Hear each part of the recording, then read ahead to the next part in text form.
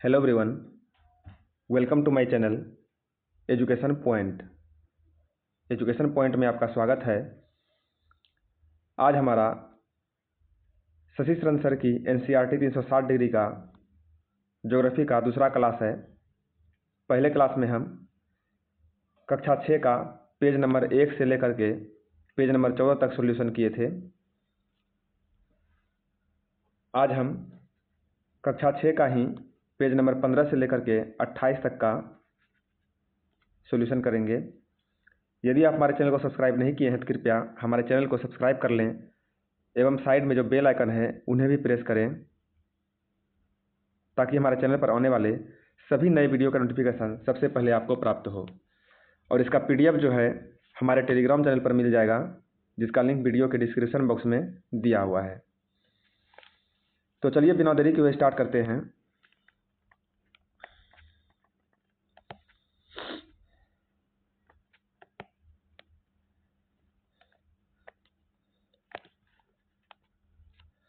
जब बहुत से मानचित्रों को एक साथ रख दिया जाता है तब एक एटलस बन जाता है। ये पिछले प्रश्न का आंसर था कि इनमें से कौन सा सही है। इसका राइट आंसर था ऑप्शन सी। इसमें जो है 1, 2, 3 सही था। 2 कथन जो है पिछले वीडियो में हम पढ़ चुके थे। और तीसरा कथन है कि जब बहुत से मानचित्रों को एक साथ रख दिया जाता है तब एक एटलस बन जाता है। ये कथन भी सही है। ऑप्शन सी इसका राइट आंसर था। अगला प्रश्न है, भौतिक या उच्चावच मानचित्र में शामिल किया जाता है किसे? भौतिक या उच्चावच मानचित्र में किसे शामिल किया जाता है? इसका राइट आंसर है ऑप्शन सी, केवल 1, 2, 3 और 4। केवल 1, 2, 3 और 4 इसमें शामिल किया जाता है। पर्वत को, पठार को, मैदान को और महासागर को। देश या राज्यों की सीमाएं जो है इसमें शामिल नहीं होते हैं। अगला प्रश्न है, राज्यों, नगरों, शहरों तथा गांवों और विश्व के विभिन्न देशों और राज्यों तथा उनकी सीमाओं को दर्शाने वाले मानचित्र को क्या कहा जाता है? और इसका राइट आंसर है ऑप्शन सी, इन्हें जो है राजनीतिक मानचित्र कहा जाता है। प्रश्न है, राज्यों, नगरों, शहरों तथा गांवों और विश्व के विभिन्न देशों व राज्यों तथा उनकी सीमाओं को दर्शाने वाले मानचित्र को क्या कहा जाता है? तो इसे कहा जाता है राजनीतिक मानचित्र। अगला प्रश्न है, थीमेटिक मानचित्र में किसे शामिल किया जाता है? थीमेटिक मानचित्र में जो है किसे शामिल किया जाता है? इसमें शामिल किया जाता है सड़क मानचित्र को, वर्षा मानचित्र को,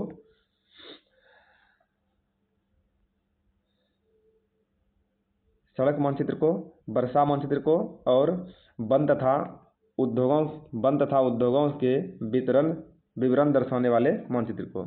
ऑप्शन डी इसका राइट आंसर है, कथन 1 और 2 तीनों। अगला प्रश्न है, मानचित्र के 3 घटक होते हैं, तो वो कौन कौन से होते हैं? तो ये होते हैं दूरी, दिशा और प्रतीक। दूरी, दिशा और प्रतीक जो है मानचित्र के 3 घटक होते हैं। ये प्रश्न इंपॉर्टेंट है, ये पूछे जाने वाले प्रश्न है और कई एग्जाम में पूछे भी गए हैं। मानचित्र के कितने घटक होते हैं? इसके जो है 3 घटक होते हैं, दूरी, दिशा और प्रतीक। अगला प्रश्न है, निम्नलिखित कथन पर विचार कीजिए और बताइए इनमें से कौन सा कथन सही है? तो इसका राइट आंसर है ऑप्शन डी। इनमें जो है 1, 2, 3 तीनों कथन सही है और 3 कथन ही इसमें दिया हुआ है। मानचित्र एक आरेखन होता है जो कि पूरे विश्व या उसके एक भाग को छोटा कर कागज के एक पन्ने पर दर्शाता है। दूसरा कथन है, एक छोटी दूरी या स्थल की बड़ी दूरी को व्यक्त करने के लिए एक पैमाना चुना जाता है। और तीसरा है, पैमाना जो है स्थल पर वास्तविक दूरी तथा मानचित्र पर दिखाई गई दूरी के बीच का अनुपात होता है। ये तीनों कथन जो है बिल्कुल सही है। अगला प्रश्न है, पैमाना जो है किसी भी डैश के लिए महत्वपूर्ण होता है। तो पैमाना जो है किसी भी मानचित्र के लिए बहुत ही महत्वपूर्ण होता है। अगला प्रश्न है, निम्नलिखित कथन पर विचार कीजिए और बताइए कि इनमें से कौन सा कथन सही है? और इसका राइट आंसर है ऑप्शन डी। ऑप्शन डी में है 1, 2 और 3 तीनों कथन जो है सत्य है और प्रश्न में भी 3 कथन ही दिए हुए हैं। पढ़ लेते हैं तीनों कथन क्या कहता है। जब बड़े क्षेत्रफल वाले भागों जैसे महाद्वीपों या देशों को कागज पर दिखाना होता है तब हम लोग छोटे पैमाने वाला मानचित्र का उपयोग करते हैं। बिल्कुल सही है। दूसरा कथन है, जब एक छोटे क्षेत्रफल वाले भाग जैसे आपके गांव या शहर को कागज पर दिखाना होता है तब हम बड़े पैमाने वाला मानचित्र का उपयोग करते हैं। ये कथन भी बिल्कुल सही है। और तीसरा कथन है, बड़े पैमाने वाले मानचित्र जो है छोटे पैमाने वाले मानचित्र की अपेक्षा अधिक जानकारी प्रदान करती है। ये तीनों कथन जो है मानचित्र के बारे में सत्य है। अगला प्रश्न है, उत्तर रेखा के संदर्भ में निम्नलिखित कथन पर विचार कीजिए और बताइए इनमें से कौन सा कथन सही है। इसका राइट आंसर है ऑप्शन सी, केवल 1 और 2 नंबर कथन जो है सही है और 2 ही कथन इसमें दिया हुआ है। कथन है, यह जो है तीर का निशान उत्तर दिशा को दर्शाता है। यह तीर का निशान उत्तर दिशा की ओर दर्शाता है। सामान्यतः मानचित्रों के ऊपर दाहिनी तरफ तीर का निशान बना होता है जिसके ऊपर अक्षर उ लिखा होता है। ये दोनों कथन जो है उत्तर रेखा के संदर्भ में बिल्कुल सही है। अगला प्रश्न है, किसी भी दिशा को पता करने के लिए पहले किस दिशा का ज्ञान होना चाहिए। किसी भी दिशा को पता करने के लिए पहले किस दिशा का ज्ञान होना चाहिए। तो सबसे पहले उत्तर दिशा का ज्ञान होना चाहिए। किसी भी दिशा को पता करने के लिए पहले उत्तर दिशा का ज्ञान होना बहुत ही आवश्यक है। अगला प्रश्न है, मानचित्र के संदर्भ में जो है किन दिशाओं को प्रधान दिग्बिंदु कहा जाता है। मानचित्र के संदर्भ में किस दिशा को जो है प्रधान दिग्बिंदु कहा जाता है। तो इसका राइट आंसर है ऑप्शन डी। ऑप्शन डी में क्या है, 1, 2, 3 और 4। 1, 2, 3 और 4 इसमें जो है पूरब, पश्चिम और क्या था यहाँ पे, पूरब, पश्चिम, उत्तर और दक्षिण, ये चारों को जो है प्रधान दिग्बिंदु कहा जाता है। मतलब मानचित्र के संदर्भ में जो है चारों दिशाओं को, 4 दिशा जो होता है पूरब, पश्चिम, उत्तर, दक्षिण, इन चारों दिशाओं को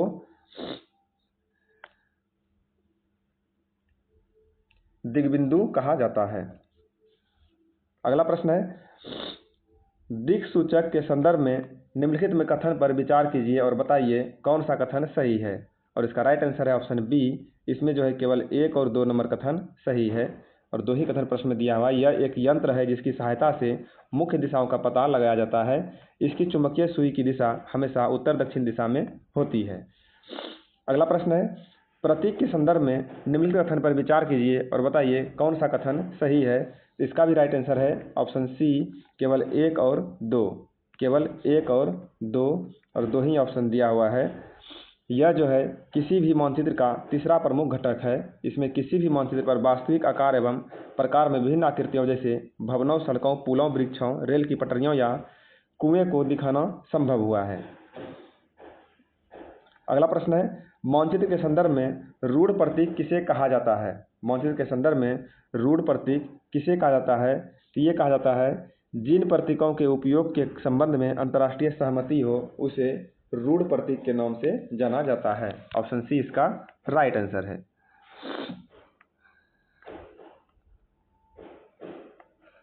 अगला प्रश्न है,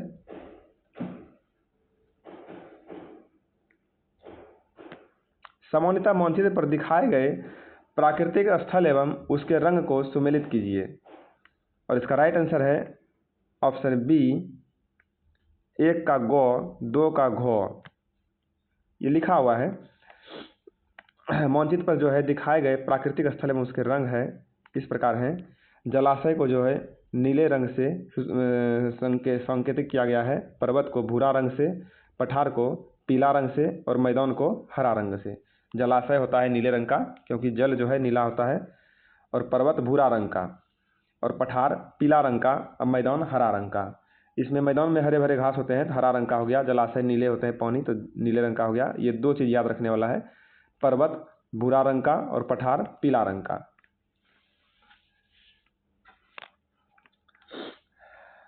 अगला प्रश्न है, निम्नलिखित कथन पर विचार कीजिए और बताइए इनमें से कौन सा कथन सत्य है।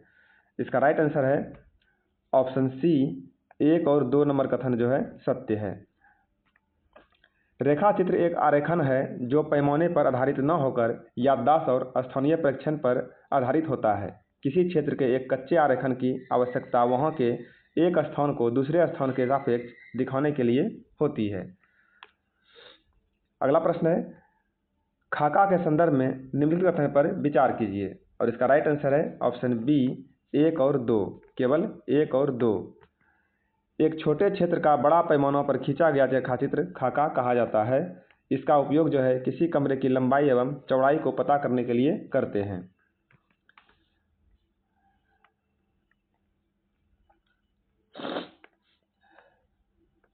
अगला प्रश्न है, निम्नलिखित कथन पर विचार कीजिए और बताइए कौन सा कथन सही है। तो इसका राइट आंसर है ऑप्शन बी, कथन 1 और 2 दोनों सही है।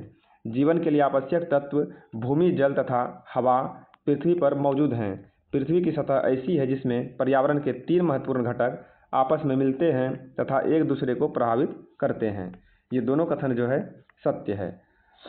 अगला प्रश्न है, निम्नलिखित कथन पर विचार कीजिए और बताइए कौन सा कथन सही है। इसका राइट आंसर है ऑप्शन डी, 1, 2 और 3 तीनों कथन जो है सही है। 1, 2 और 3 जो है तीनों कथन सत्य है।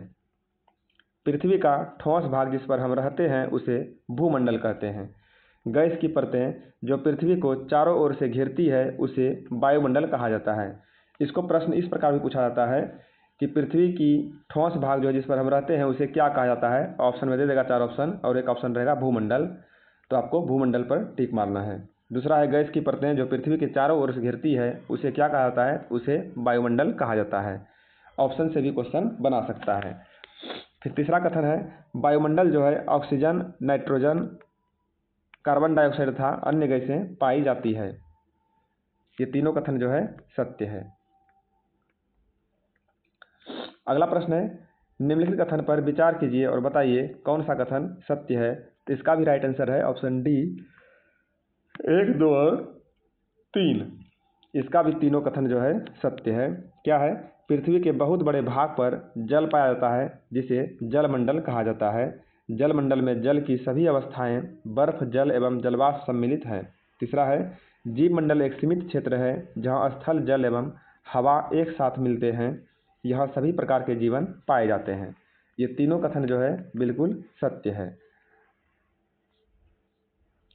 अगला प्रश्न है, निम्नलिखित को सुमेलित कीजिए। निम्नलिखित को सुमेलित कीजिए और इसका राइट आंसर है ऑप्शन सी। ऑप्शन सी इसका राइट आंसर है। 1 का ख, 2 का घ, 3 का क, 4 का ग। इसका जो है ये ऑप्शन लिख दिया गया है।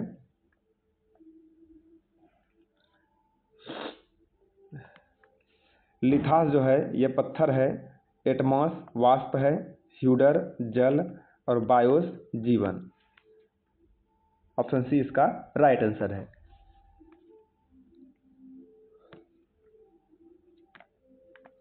इसका विश्लेषण देखेंगे। ग्रीक भाषा में लिथास का अर्थ होता है पत्थर, एटमास का अर्थ होता है वाष्प, हुडर का अर्थ होता है जल और बायोस का अर्थ होता है जीवन। ये जो है ग्रीक भाषा में ये शब्द दिए गए थे जिसका अर्थ का मिलान करना था। अगला प्रश्न है,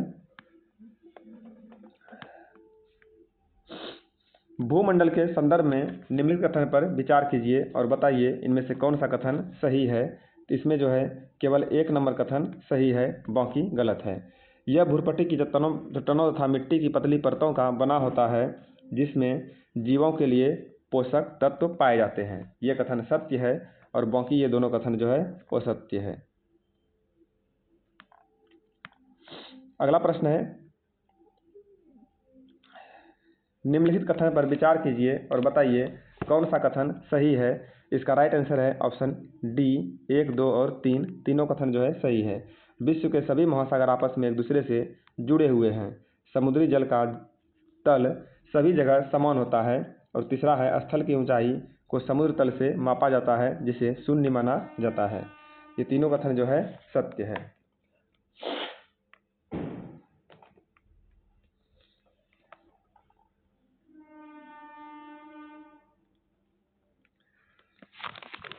सर्दी थोड़ा ज़्यादा ही परेशान कर रहा है,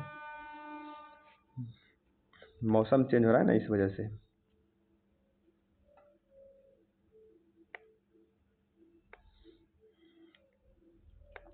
अगला प्रश्न है, निम्नलिखित कथन पर विचार कीजिए और बताइए इनमें से कौन सा कथन सही है। तो इसका राइट आंसर है ऑप्शन सी, कथन 1 और 2 दोनों सही है। विश्व का सबसे ऊंचा शिखर माउंट एवरेस्ट समुद्र तल से 8,848 मीटर ऊंचा है। और दूसरा कथन है, विश्व का सबसे गहरा भाग प्रशांत महासागर का मेरियाना गर्त है, जिसकी गहराई 11,022 मीटर है। ये दोनों कथन जो है सही है। अगला प्रश्न है, न्यूजीलैंड एवं भारत के क्रमशः किस व्यक्ति ने 29 मई 1953 को पृथ्वी के सबसे ऊंचे शिखर माउंट एवरेस्ट पर चढ़ने वाले व्यक्ति बने? न्यूजीलैंड एवं भारत के क्रमशः किस व्यक्ति ने 29 मई 1953 को पृथ्वी के सबसे ऊंचे शिखर माउंट एवरेस्ट पर चढ़ने वाले पहले व्यक्ति बने? तो इसका राइट आंसर है ऑप्शन डी, एडमंड हिलेरी तथा तेनजिंग नोर्गे शेरपा। एडमंड हिलेरी तथा तेनजिंग नोर्गे शेरपा। अगला प्रश्न है, निम्नलिखित कथन पर विचार कीजिए और बताइए कौन सा कथन सही है। तो इसका राइट आंसर है ऑप्शन सी, कथन 1 और 2 दोनों सही है। बछेंद्री पाल जो है भारत की पहली महिला जिसने 23 मई 1984 ईस्वी को एवरेस्ट अपना कदम रखा था एवरेस्ट पर। और दूसरा है, जापान की जुंको तेवई विश्व की पहली महिला थी जिसने 16 मई 1975 को एवरेस्ट पर कदम रखा था। ये दोनों कथन जो है सत्य है। अगला प्रश्न है, महाद्वीप के संदर्भ में निम्नलिखित कथन पर विचार कीजिए और बताइए कौन सा कथन सत्य है। तो इसका राइट आंसर है ऑप्शन ए, केवल 1 नंबर कथन जो है सत्य है। केवल 1 नंबर कथन सत्य है महाद्वीप के संदर्भ में। तो 1 नंबर कथन क्या कहता है? ये कहता है, पृथ्वी पर जो है 7 प्रमुख महाद्वीप है जो विस्तृत जल राशि के द्वारा एक दूसरे से अलग है। पृथ्वी पर 7 महाद्वीप है जो विस्तृत जल राशि के द्वारा एक दूसरे से अलग है। ये कथन जो है सही है और बाकी सब गलत है। अगला प्रश्न है, एशिया महाद्वीप के संदर्भ में निम्नलिखित कथन पर विचार कीजिए और बताइए कौन सा कथन सही है। तो इसका राइट आंसर है ऑप्शन सी, कथन केवल 1 और 3 जो है सही है, बाकी गलत है। यह पृथ्वी के कुल क्षेत्रफल के 1/3 भाग में फैला है जो पूर्वी गोलार्ध में स्थित है।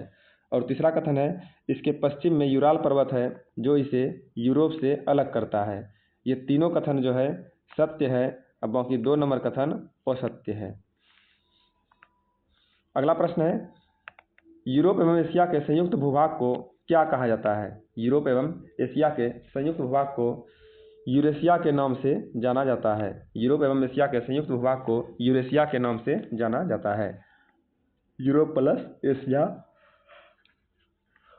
अर्थात यूरेशिया। अगला प्रश्न है, यूरोप के संदर्भ में निम्नलिखित कथन पर विचार कीजिए और बताइए कौन सा कथन सत्य है। तो इसका राइट आंसर है ऑप्शन डी, कथन 1, 2 और 3 तीनों जो है सत्य है। यूरोप के संदर्भ में निम्नलिखित कथन पर विचार कीजिए, बताइए कौन सा कथन सत्य है। तो पहला कथन है, यह महाद्वीप एशिया के पश्चिम में स्थित है, बिल्कुल सत्य बात है। आर्कटिक वृत्त इससे होकर गुजरता है, ये भी सत्य है। यह 3 तरफ से जल से घिरा हुआ है, ये भी सत्य है। यानी तीनों कथन इसका सत्य है।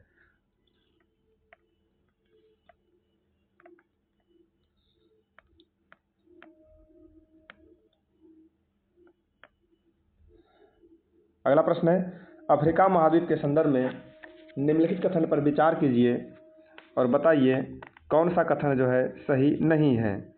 अफ्रीका महाद्वीप के संदर्भ में निम्नलिखित कथन पर विचार कीजिए और बताइए कौन सा कथन जो है सही नहीं है। तो इसका राइट आंसर है ऑप्शन डी, 1, 2, 3, 4। 1, 2, 3, 4 ये चारों कथन जो है सही नहीं है, यानी चारों कथन इसका गलत है।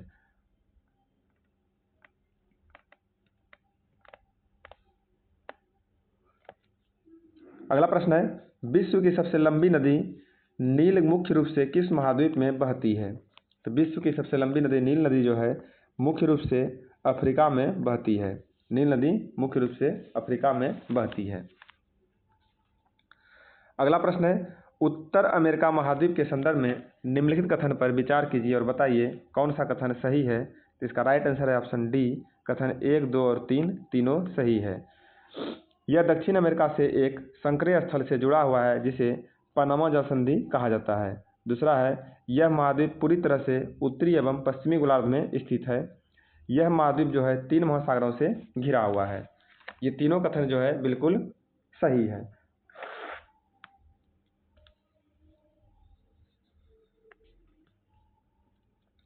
अगला प्रश्न है, निम्नलिखित कथन पर विचार कीजिए और बताइए इनमें से कौन सा कथन जो है सही है। तो इसका राइट आंसर है ऑप्शन डी, न तो कथन 1 और न ही 2 सही है। मतलब इसका कथन 2 में से कोनो भी सही नहीं है।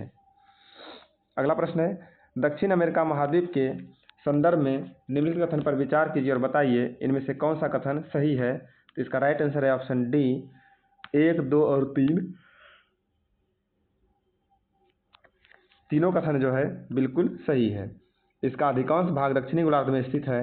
विश्व की सबसे लंबी पर्वत श्रृंखला एंडीज के उत्तर से दक्षिण की ओर फैली हुई है। इस महाद्वीप में विश्व की सबसे बड़ी नदी अमेजन बहती है। ये तीनों कथन बिल्कुल सत्य है। अगला प्रश्न है, ऑस्ट्रेलिया महाद्वीप के संदर्भ में निम्नलिखित कथन पर विचार कीजिए और बताइए कौन सा कथन सही है। तो इसका राइट आंसर है ऑप्शन बी, इसमें से जो है केवल 2 और 3 नंबर कथन सत्य है, बाकी असत्य है। यह चारों तरफ से महाद्वीपों, महासागरों तथा समुद्रों से घिरा हुआ है। यह चारों तरफ से जो है ऑस्ट्रेलिया महाद्वीप महासागरों तथा समुद्रों से घिरा हुआ है। इसे द्वीपीय महाद्वीप, इसे जो है द्वीपीय महाद्वीप कहा जाता है। अगला प्रश्न है, अंटार्कटिका महाद्वीप के संदर्भ में निम्नलिखित कथन पर विचार कीजिए।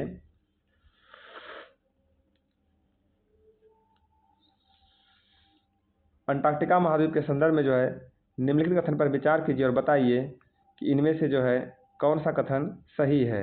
इसका राइट आंसर है ऑप्शन ए, केवल 1 और 2 नंबर कथन जो है सत्य है। इसका राइट आंसर है ऑप्शन ए, केवल 1 और 2 नंबर कथन सत्य है, बाकी असत्य है। केवल 1 और 2 सत्य है और बाकी असत्य है। देखते हैं इसका 1 और 2 ऑप्शन क्या है। अंटार्कटिका महाद्वीप के संदर्भ में यह दक्षिणी गोलार्ध में स्थित है तथा दक्षिणी ध्रुव इस महाद्वीप के मध्य में स्थित है। और दूसरा कथन है, यह हमेशा मोटी बर्फ की परतों से ढका रहता है। ये दोनों कथन सत्य है, बाकी असत्य है। अगला प्रश्न है, भारत के शोध संस्थान मैत्री तथा भारती निम्नलिखित में से किस महाद्वीप में स्थित है। भारत के शोध संस्थान मैत्री तथा भारती निम्न में से किस महाद्वीप में स्थित है। इसका राइट आंसर है ऑप्शन सी, ये जो है अंटार्कटिका महाद्वीप में स्थित है। अगला प्रश्न है, जलमंडल के संदर्भ में निम्नलिखित कथन पर विचार कीजिए और बताइए इनमें से कौन सा जो है कथन सही है। तो इसका राइट आंसर है ऑप्शन डी, इनमें जो है कथन 1, 2 और 3 तीनों सही है।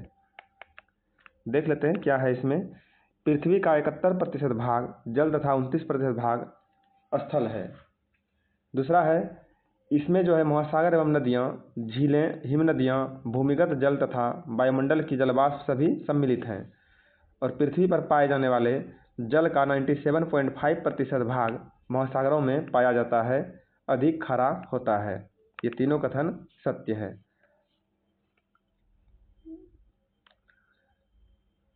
अगला प्रश्न है, पृथ्वी पर स्थित अलवणीय जल जो 2.5% है, जिसका सबसे बड़ा भाग किस रूप में पाया जाता है।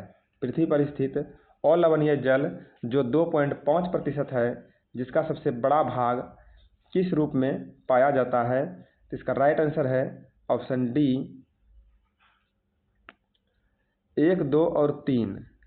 1, 2 और 3 ये जो है तीनों रूप में पाया जाता है। हिमनदियों के रूप में, भूमिगत जल के रूप में, और पहला क्या था, पहला था बर्फ की परतों के रूप में। बर्फ की परतों के रूप में था, हिमनदियों के रूप में था और भूमिगत जल के रूप में था।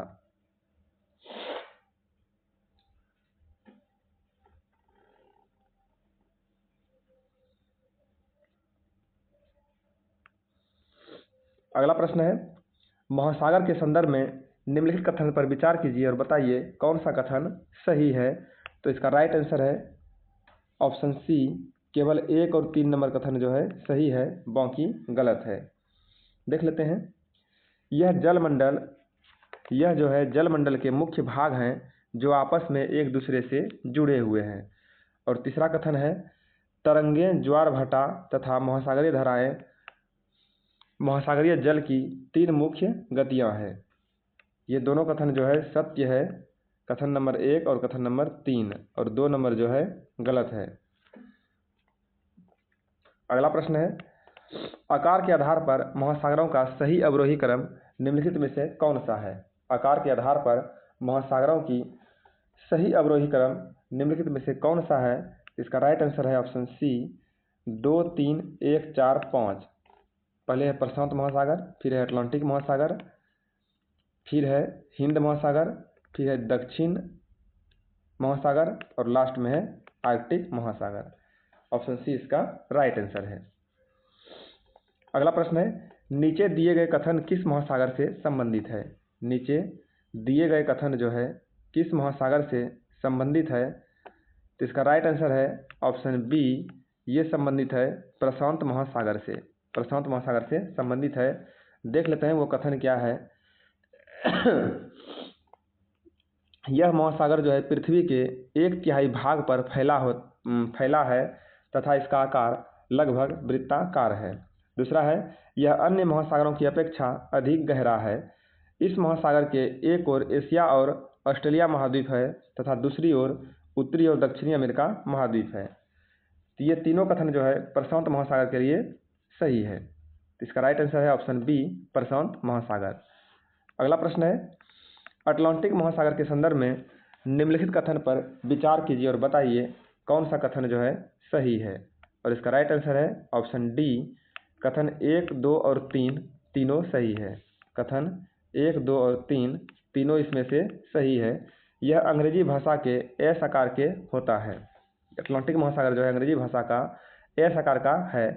इसके पश्चिमी किनारे पर उत्तर एवं दक्षिण अमेरिका तथा पूर्वी किनारे पर यूरोप एवं अफ्रीका स्थित है। इसकी तट रेखा जो है बहुत अधिक तंदुरित है। इसकी तट रेखा बहुत अधिक तंदुरित है। अगला प्रश्न है निम्नलिखित कथन एवं कारणों पर विचार कीजिए। निम्नलिखित कथन एवं कारणों पर विचार कीजिए। इसका राइट आंसर है ऑप्शन ए, कथन सही है एवं कारण गलत है। कथन जो है सही है एवं कारण गलत है। देखते हैं अटलांटिक महासागर की तट रेखा पोताश्रयों एवं पत्तनों के निर्माण के लिए आदर्श स्थिति है। ये कथन जो है बिल्कुल सही है। और कारण इसका क्या है कि अटलांटिक महासागर की तट रेखा सीधे एवं चौड़े हैं। कारण इसका गलत है।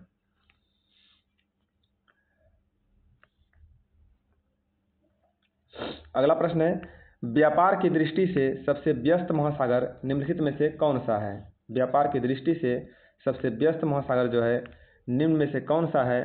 तो ये है अटलांटिक महासागर। व्यापार की दृष्टि से सबसे व्यस्त महासागर कौन सा है? तो सबसे व्यस्त महासागर है व्यापार की दृष्टि से अटलांटिक महासागर।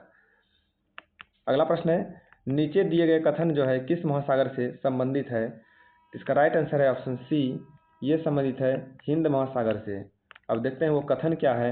यह एक ऐसा महासागर है जिसका नाम किसी देश के नाम पर रखा गया है। यह महासागर लगभग त्रिभुजाकार है। और तीसरा है इसके उत्तर में एशिया, पश्चिम में अफ्रीका तथा पूर्व में ऑस्ट्रेलिया स्थित है। तो ये जो है हिंद महासागर इसका राइट आंसर है।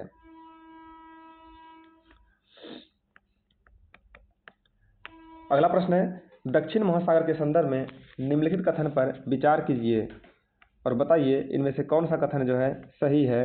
इसका राइट आंसर है ऑप्शन बी, 1 और 2 कथन जो है सही है। 1 और 2 नंबर कथन बिल्कुल सही है। यह अंटार्कटिका महाद्वीप के चारों ओर से घेरता है। यह जो है अंटार्कटिका महाद्वीप से उत्तर की ओर 60 दक्षिणी अक्षांश तक फैला हुआ है। ये दोनों कथन सत्य है। अगला प्रश्न है नीचे दिए गए कथन किस महासागर से संबंधित है? ये संबंधित है आर्कटिक महासागर से। यह कथन जो है आर्कटिक महासागर से संबंधित है। कथन क्या है वो देखते हैं। यह जो है उत्तर ध्रुव वृत्त में स्थित है तथा उत्तर ध्रुव के चारों ओर फैला हुआ है। और दूसरा है यह प्रशांत महासागर से छिछले जल वाले एक संकरे भाग से जुड़ा हुआ है जिसे बेरिंग जल संधि के नाम से जाना जाता है। तीसरा है यह उत्तर अमेरिका के उत्तरी तटों पर तथा यूरेशिया से घिरा हुआ है। उत्तर अमेरिका के उत्तरी तटों तथा यूरेशिया से घिरा हुआ है। ये तीनों कथन जो है आर्कटिक महासागर से संबंधित है।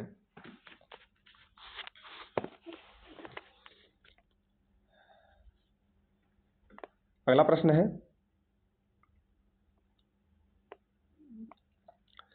वायुमंडल के संदर्भ में निम्नलिखित कथन पर विचार कीजिए और बताइए इनमें से कौन सा कथन जो है सही नहीं है। तो इसका राइट आंसर है ऑप्शन सी। इसमें जो है केवल 3 नंबर कथन सही नहीं है, अब बाकी सही है। यह 1200 किलोमीटर की ऊंचाई पर फैला हुआ है, ये कथन बिल्कुल गलत है। बाकी ये तीनों कथन जो है सही है।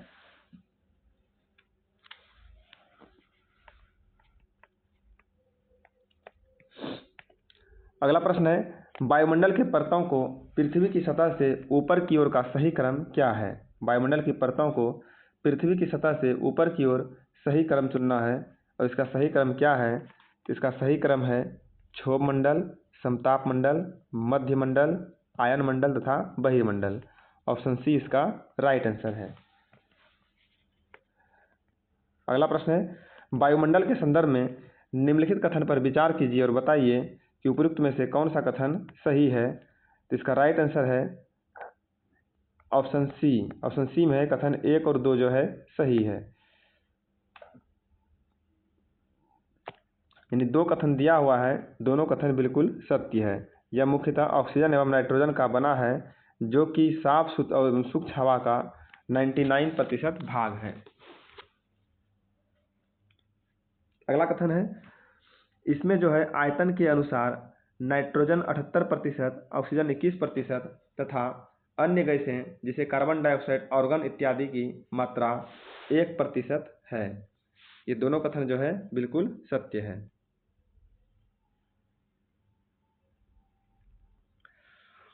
अगला प्रश्न है, निम्नलिखित कथन पर विचार कीजिए और बताइए कौन सा कथन सही है। इसका राइट आंसर है ऑप्शन डी। इसमें जो है कथन 1, 2 और 3 तीनों सही है। कथन 1, 2 और 3 जो है तीनों इसमें सही है। ऑक्सीजन सांस लेने के लिए आवश्यक है, जबकि नाइट्रोजन प्राणियों की वृद्धि के लिए आवश्यक है। दूसरा है, कार्बन डाइऑक्साइड पृथ्वी के द्वारा छोड़ी गई ऊष्मा को अवशोषित करती है। और तीसरा है, कार्बन डाइऑक्साइड पौधों की वृद्धि के लिए आवश्यक है। ये तीनों कथन जो है बिल्कुल सत्य है।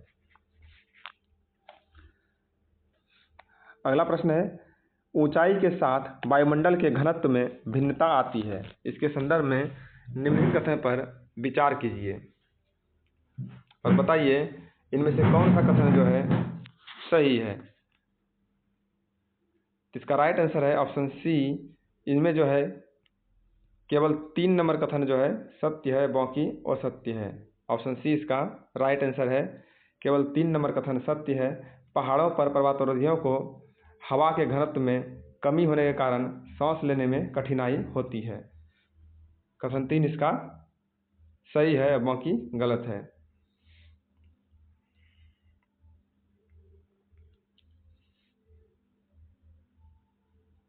अगला प्रश्न है, निम्नलिखित कथन पर विचार कीजिए और बताइए कौन सा कथन जो है सही नहीं है।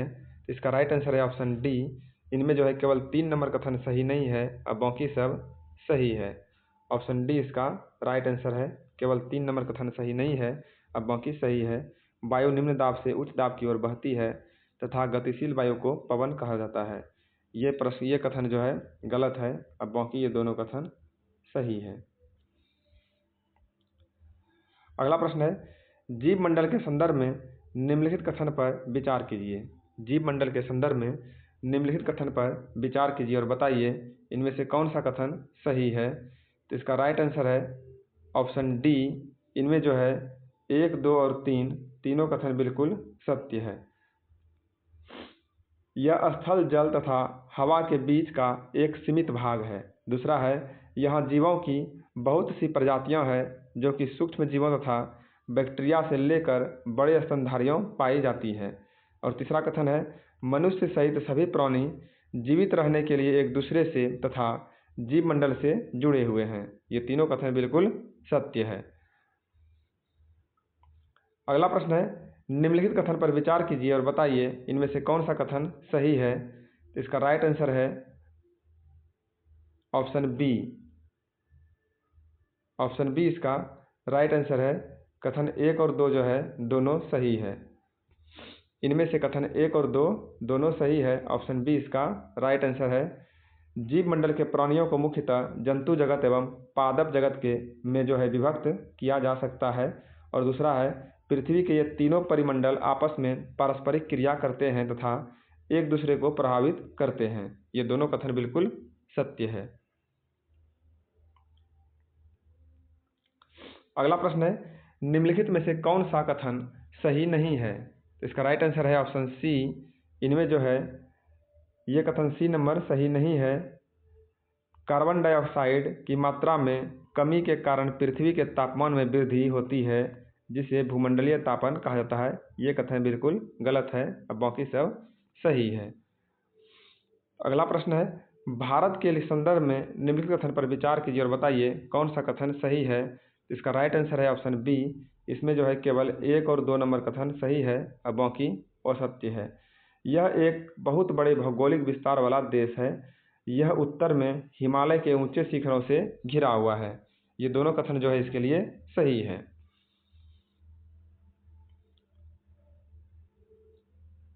अगला प्रश्न है, भारत के संदर्भ में निम्नलिखित कथन पर विचार कीजिए। भारत के संदर्भ में निम्नलिखित कथन पर विचार कीजिए और बताइए इनमें से कौन सा कथन सही है। इसका राइट आंसर है ऑप्शन ए।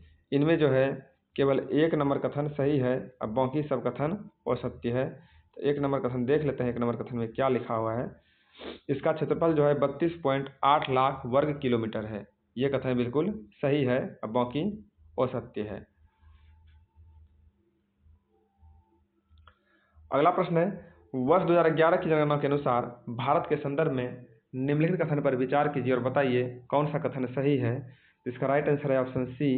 कथन केवल 2 नंबर सही है, अब बाकी गलत है। 2 नंबर कथन में है, यह चीन के बाद विश्व का दूसरा सबसे अधिक जनसंख्या वाला देश है। यह चीन के बाद दूसरा सबसे अधिक जनसंख्या वाला देश है भारत।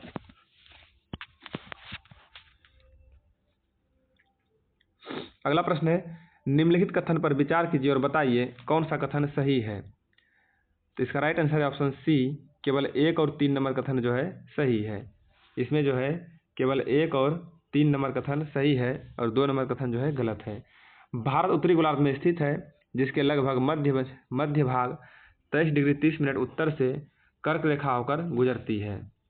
तो दूसरा है, पश्चिम से लेकर पूरब तक भारत का विस्तार 68 डिग्री 7 मिनट पूरब तथा 97 डिग्री 25 मिनट पूर्वी देशांतरों के बीच है।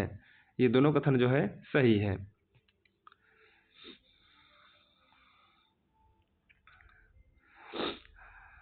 अगला प्रश्न है, बड़े देश जिनका विस्तार पूरब से पश्चिम की ओर बहुत अधिक होता है, वहां पूरे देश का मानक समय एक नहीं होता है, जिसमें संयुक्त राज्य अमेरिका तथा कनाडा में क्रमशः मानक समय है 7 एवं 6। 7 एवं 6 जो है अमेरिका एवं कनाडा में मानक समय है। अगला प्रश्न है, पश्चिम में गुजरात की अपेक्षा पूरब के अरुणाचल प्रदेश में सूर्योदय लगभग 2 घंटे पहले होता है। इसका मुख्य कारण निम्नलिखित में से कौन सा है। इसका मुख्य कारण जो है निम्नलिखित में से कौन सा है। इसका मुख्य कारण है बड़े देशांतरीय विस्तार लगभग 29 डिग्री का अंतर होना। बड़े देशांतरीय विस्तार लगभग 29 डिग्री का अंतर होना इसका मुख्य कारण है।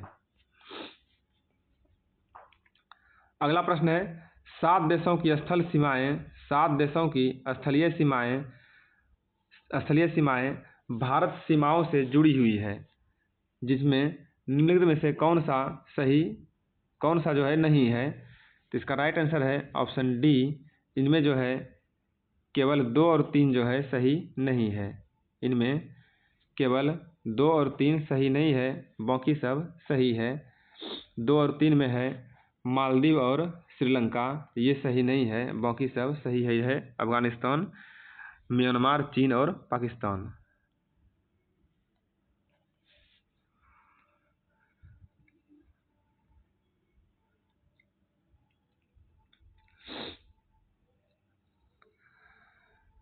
अगला प्रश्न है, निम्नलिखित कथन पर विचार कीजिए और बताइए कौन सा कथन जो है इसमें सही नहीं है।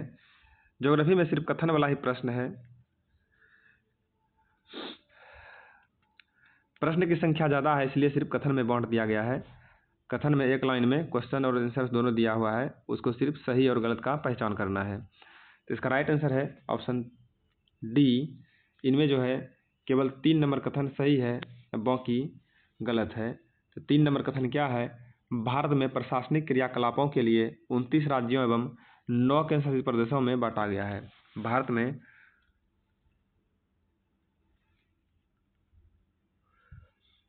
प्रशासनिक क्रियाकलापों के लिए 29 राज्यों एवं 9 केंद्र शासित प्रदेशों में बांटा गया है। ये कथन जो है गलत है, बाकी कथन सही है।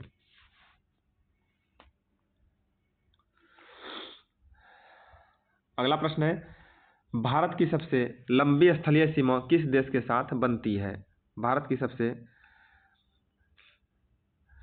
में भी जो है 28 राज्य और 8 केंद्र शासित प्रदेश है। ये सही कथन है। अगला प्रश्न है, भारत की सबसे लंबी स्थलीय सीमा किस देश के साथ बनती है? तो भारत की सबसे लंबी स्थलीय सीमा जो है बांग्लादेश के साथ बनती है। भारत की सबसे लंबी स्थलीय सीमा बांग्लादेश के साथ बनती है।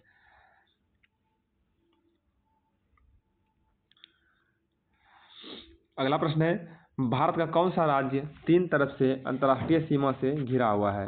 भारत का कौन सा राज्य 3 तरफ से अंतर्राष्ट्रीय सीमा से घिरा हुआ है? तो वो राज्य है ऑप्शन सी 3 तथा 4। वो राज्य है सिक्किम और त्रिपुरा। सिक्किम और त्रिपुरा जो है एक ऐसा राज्य है जो 3 तरफ से अंतर्राष्ट्रीय सीमा से घिरा हुआ है।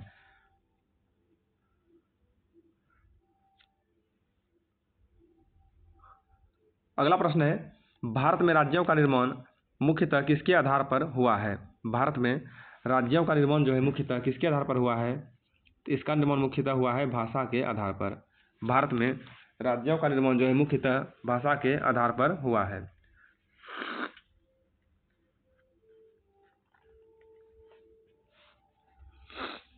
अगला प्रश्न है, भारत के संदर्भ में निम्नलिखित कथन पर विचार कीजिए और बताइए कि इनमें से कौन सा कथन सही है। तो इसका राइट आंसर है ऑप्शन डी 1, 2 और 3। तीनों कथन जो है इसका सही है। 1, 2 और 3 तीनों कथन इसका सही है। देख लेते हैं कौन सा है। यहाँ पाई जाने वाली भौतिक आकृतियाँ पर्वत, पठार, मैदान तथा तट तथा द्वीप समूह है। यहाँ पाई जाने वाली भौतिक आकृतियाँ पर्वत, पठार, मैदान, तट तथा द्वीप समूह है। इसके उत्तर में बर्फ से ढका हिमालय जो है संतरी का कार्य करता है। और तीसरा है हिम प्लस आलय का अर्थ होता है बर्फ का घर।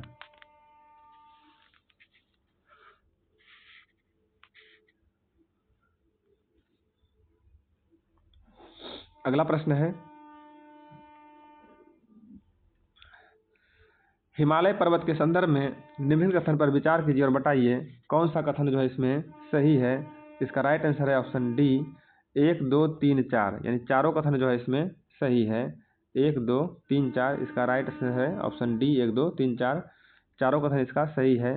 देखते हैं, इसे 3 मुख्य समानांतर श्रृंखलाओं में बांटा जाता है। दूसरा है, इसके सबसे उत्तर में स्थित श्रृंखला को बृहत हिमालय या हिमाद्री कहते हैं। तीसरा है, मध्य हिमालय या हिमाचल हिमाद्री के दक्षिण में स्थित है। चौथा है, शिवालिक सबसे दक्षिण में स्थित श्रृंखला है। ये चारों ऑप्शन जो है इसका चारों कथन बिल्कुल सत्य है।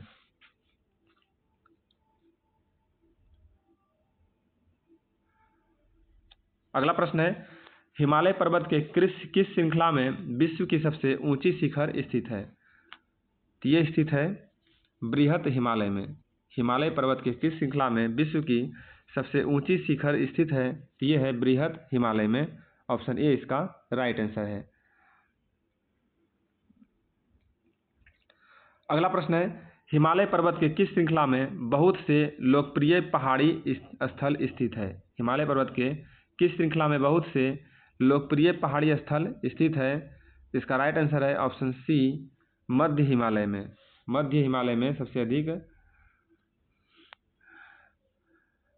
मध्य हिमालय में जो है सबसे अधिक क्या था प्रश्न? लोकप्रिय पहाड़ी स्थल स्थित है।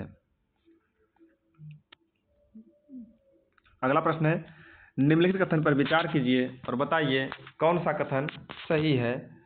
तो इसका राइट आंसर है ऑप्शन बी। इसमें जो है कथन 1 और 2 दोनों सही है। ऑप्शन बी इसका राइट आंसर है। केवल 1 और 2 कथन जो है इसमें 1 और 2 दोनों सही है। नदियों के द्वारा लाई गई बहुत महीन मिट्टी होती है जो कि नदी बेसिन में निक्षेपित कर दी जाती है, उसे जलोढ़ निक्षेप कहा जाता है। और दूसरा है, जब एक नदी या सरिता जो कि मुख्य नदी में किसी भी तरफ से आकर मिलती है तथा अपने जल को मुख्य नदी में विसर्जित करती है, उसे सहायक नदी कहते हैं। ये दोनों कथन जो है बिल्कुल सत्य है।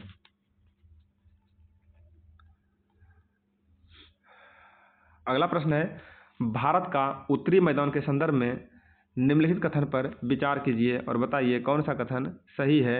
इसका राइट आंसर है ऑप्शन डी। इनमें जो है कथन 1, 2 और 3 तीनों सही है। कथन 1, 2 और 3 तीनों सही है।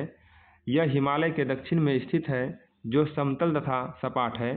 दूसरा है, यह मैदान सिंधु, गंगा, ब्रह्मपुत्र तथा इनकी सहायक नदियों के द्वारा लाए गए जलोढ़ मिट्टी निक्षेपों से बने हैं।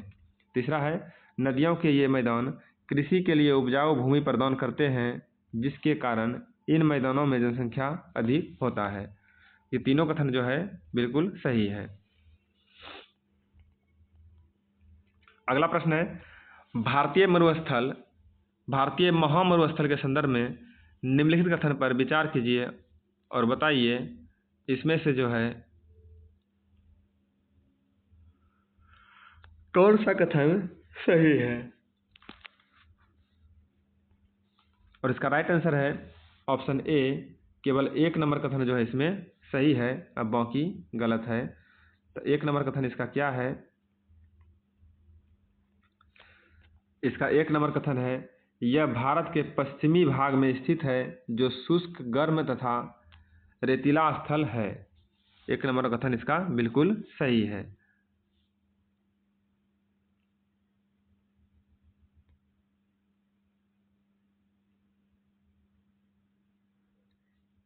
अगला प्रश्न है, भारत का प्रायद्वीपीय पठार के संदर्भ में निम्नलिखित में से कौन सा कथन सही नहीं है। तो इसका राइट आंसर है ऑप्शन बी। इसका धरातल काफ़ी समतल है। ये कथन जो है इसका सही नहीं है, बाकी सब सही है। अगला प्रश्न है, निम्नलिखित कथन पर विचार कीजिए और बताइए इसमें से कौन सा कथन जो है सही है। तो इसका राइट आंसर है ऑप्शन सी। केवल 1, 3 और 4 नंबर कथन सही है, 2 नंबर कथन इसका गलत है। गंगा एवं ब्रह्मपुत्र नदियाँ विश्व के सबसे बड़े डेल्टा का निर्माण करती है। डेल्टा स्थल वह स्थल का भाग है जो नदी के मुहाने पर बनता है। डेल्टा जो है स्थल का वह भाग है जो नदी के मुहाने पर बनता है। जब नदियाँ समुद्र में प्रवेश करती है उस जगह को नदी का मुहाना कहा जाता है। ये तीनों कथन जो है बिल्कुल सत्य है।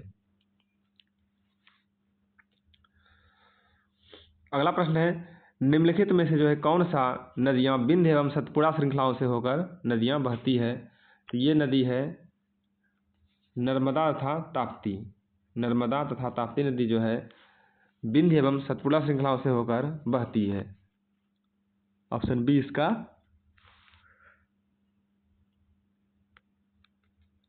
राइट आंसर है।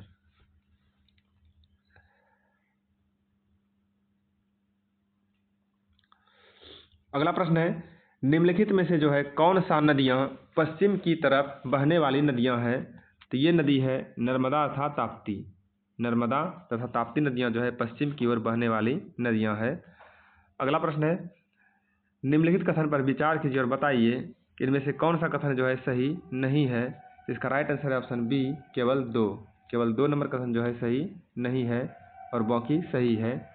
पश्चिमी घाट एवं पूर्वी घाट का विस्तार एक समान रूप से है। यह कथन बिल्कुल असत्य है। अगला प्रश्न है, निम्नलिखित कथन पर विचार कीजिए और बताइए कौन सा कथन सही नहीं है। तो इसका राइट आंसर है ऑप्शन डी। इनमें जो है 2 और 3 नंबर कथन जो है सही नहीं है। क्या है 2 और 3 में? पश्चिमी तटीय मैदान काफ़ी चौड़े हैं, ये सही नहीं है। और पूर्वी तटीय नदियाँ अपेक्षाकृत सक्रिय हैं। ये दोनों कथन जो है बिल्कुल गलत है, ये दोनों कथन सही नहीं है।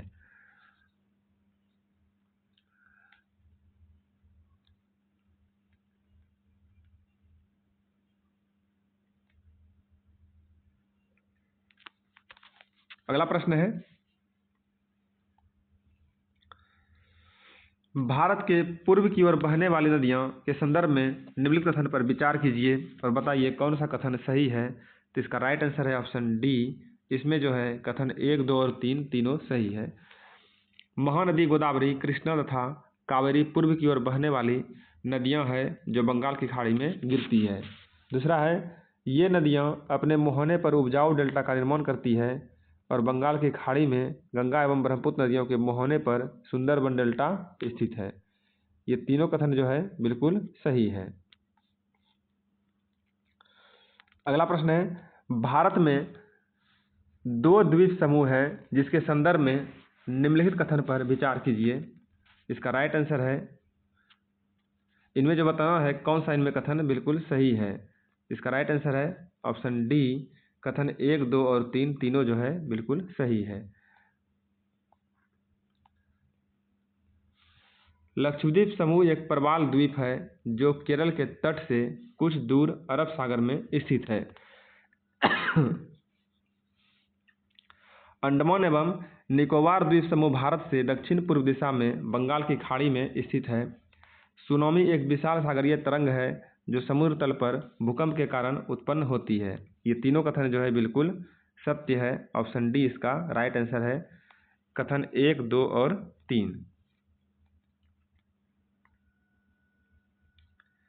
इस तरह से ज्योग्राफी का हमारा पार्ट 2 समाप्त होता है। इसमें हमने क्लास 6 के पेज नंबर 15 से लेकर के 28 तक कंप्लीट किया है।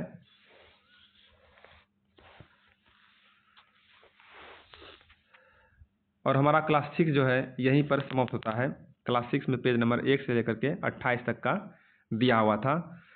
और अगले क्लास में हम देखेंगे ज्योग्राफी का क्लास 7। तो इसको हम यहीं पर विराम देते हैं। मिलते हैं नेक्स्ट वीडियो में, तब तक के लिए धन्यवाद।